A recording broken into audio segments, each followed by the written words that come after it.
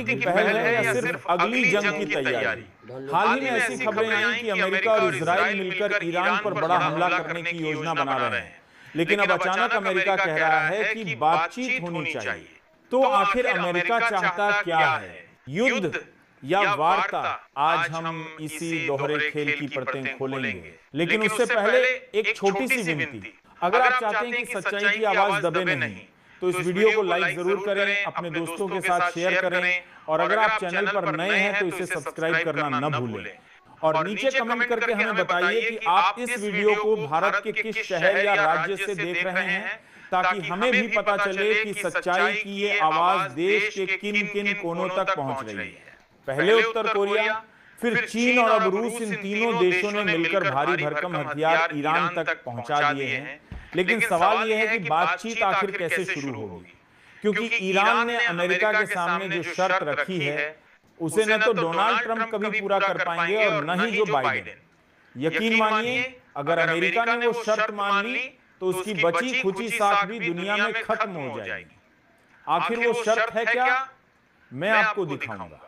साथ ही मैं आपको दिखाऊंगा कि गजा और वेस्ट बैंक में जो ताजा हमले हो रहे हैं उनकी तस्वीरें क्या कहती हैं, वहां अलग से बैरिकेडिंग क्यों की जा रही है, वहां लोगों को क्यों भेजा जा रहा है। ये तमाम जरूरी सवाल हैं जिनके जवाब आज मैं आपको दूंगा। और साथ ही पूरी दुनिया में फिलिस्तीन के समर्थन में जो माहौल बन रहा है उसने किस तरह से इजराइल को बौखला दिया है, ये भी आपको दिखाऊंगा।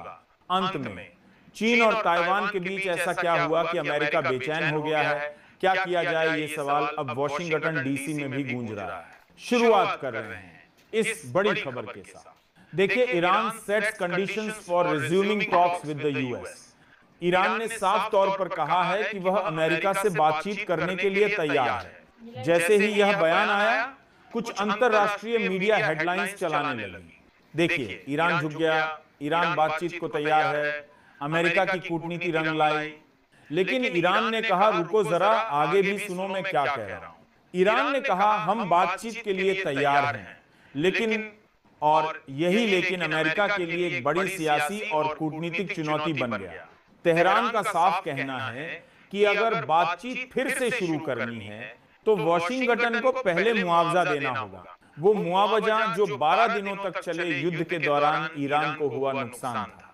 ईरान का आरोप है कि इस संघर्ष में इजराइल ने जो हमले किए वो अमेरिका द्वारा दिए गए हथियारों से किए गए, और उसकी वजह से ईरान को जो नुकसान पहुंचा उसकी भरपाई अमेरिका को करनी होगी।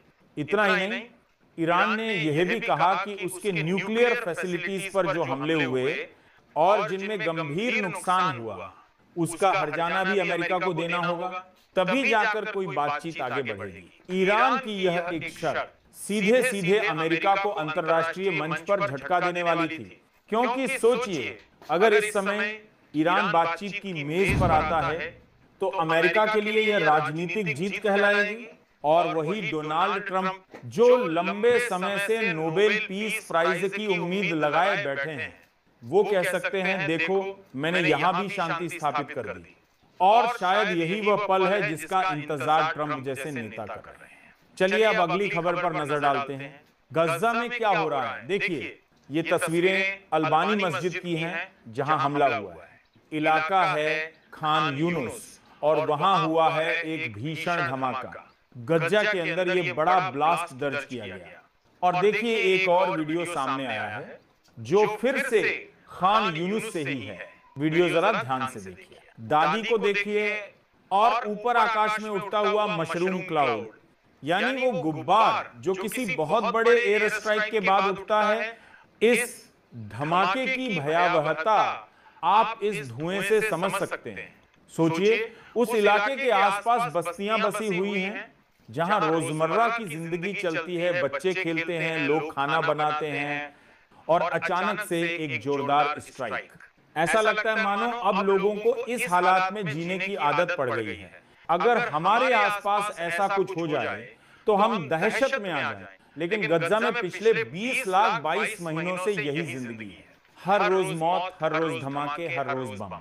अब आइए आपसे मिलवाते हैं करीम खान से।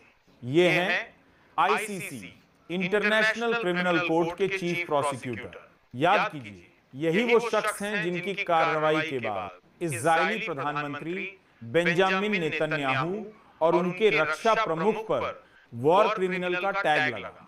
इन दोनों के खिलाफ इंटरनेशनल अरेस्ट वारंट जारी हुआ। अब खबरें आ रही हैं कि करीम खान को पद से हटाने की कोशिशें हो रही हैं, उन्हें डाउन करने की योजनाएं बन रही हैं। यह खुलासा किया है एक अखबार ने जिसका नाम है मिडिल ईस्ट आई। उसने पहली बार बताया कि किस तरह करीम खान को हटवाने के लिए पर्दे के पीछे से दबाव बनाया जा रहा है, और यह पहली बार नहीं है। आपको याद होगा, कुछ ही दिन पहले हमने आपको दिखाया था कि फिलिस्तीन पर किस तरह की पाबंदियां लगाई गई थी, क्योंकि फिलिस्तीन ने आईसीसी और आईसीजे के सामने आवाज उठाई थी। और अब वही अंतरराष्ट्रीय